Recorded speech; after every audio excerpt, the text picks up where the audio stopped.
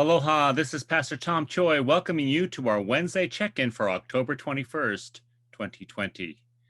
You just saw the traditional blowing of the poo or shell horn by Helena Ogle, who was the director of the first UMC preschool.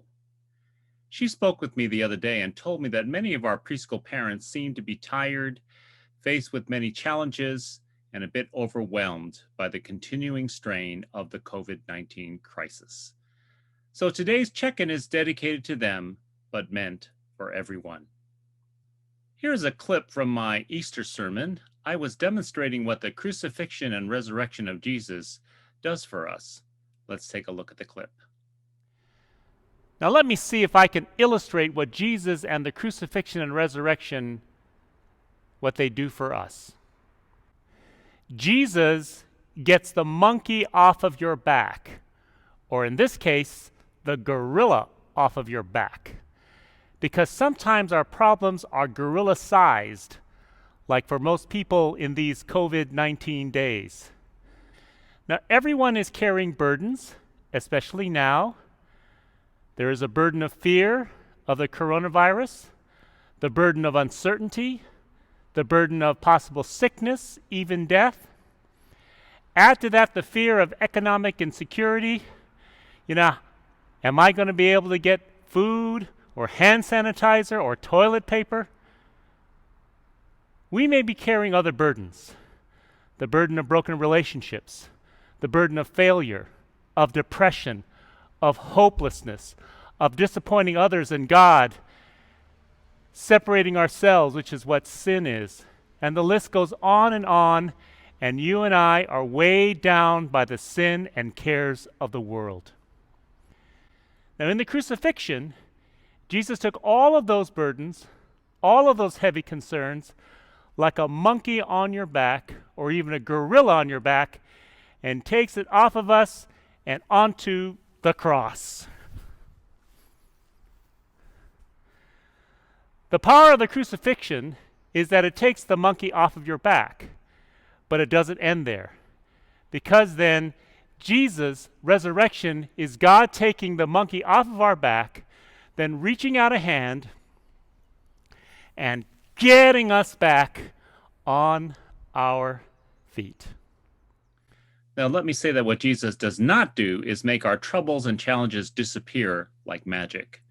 What Jesus does is give us a hand and takes our burdens and makes them easier to manage. Gives us a hand to get back on our feet.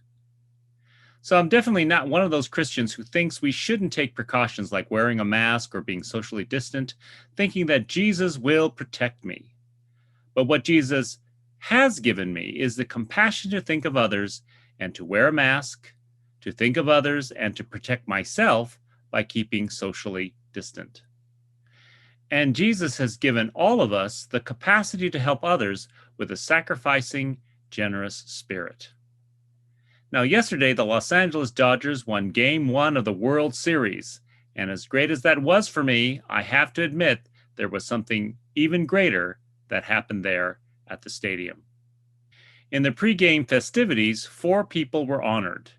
There was Brittany Burns, a nurse practitioner from San Antonio, Texas, who traveled all the way over to New York to work during the early days of the pandemic, and now is back in Texas working the front lines again.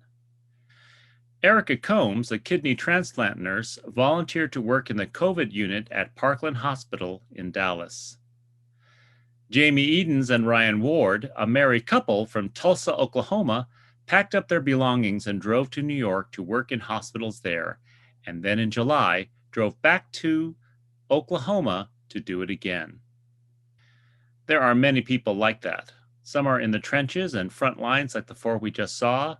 Others are in their homes, and all they're doing, it seems, is praying for you and for me.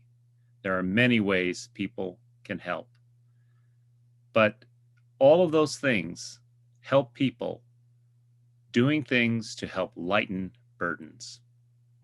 If you're heavily burdened, I can't say that your burden will magically go away, but I can say that there are people willing to help you in your burdens in some way.